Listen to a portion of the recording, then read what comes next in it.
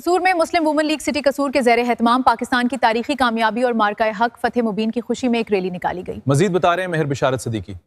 Muslim woman league city قصور کی جانب سے نکالی جانے والی ریلی کا آغاز مرکزی مقام سے کیا گیا، جہاں خواتین نے پاکستان کی کامیابی پر جشن مناتے ہوئے پاک فوج کو خراج تحسین پیش کیا۔ ریلی میں شریک خواتین کا کہنا تھا کہ پاکستان کی سلامتی اور دفاع کے لیے پوری قوم اپنی فوج کے ساتھ کھڑی ہے۔ خواتین نے آرمی چیف جنرل عاصم منیع کی قیادت پر اعتماد کا اظہار کرتے ہوئے کہا کہ پاک فوج نے ہمیشہ ملک کی حفاظت کے لیے لازوال قربانیاں دی ہیں۔ خواتین نے ہاتھوں میں بینر اور پلے کارڈ اٹھا رکھے تھے جن پر پاک فوج کے حق میں نعرے درج تھے۔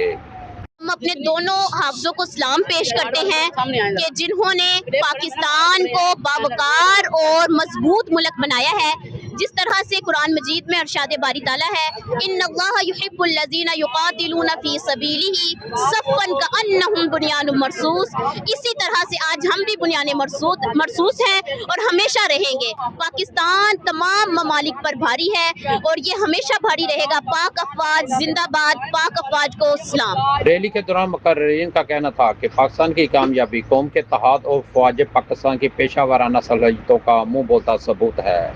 اس موقع پر پاک فوج کے شہداء کو بھی خراج تحسین پیش کیا گیا اور ملکی سلامتی کے لیے اور استحکام کے لیے خصوصی دعائیں کی گئی۔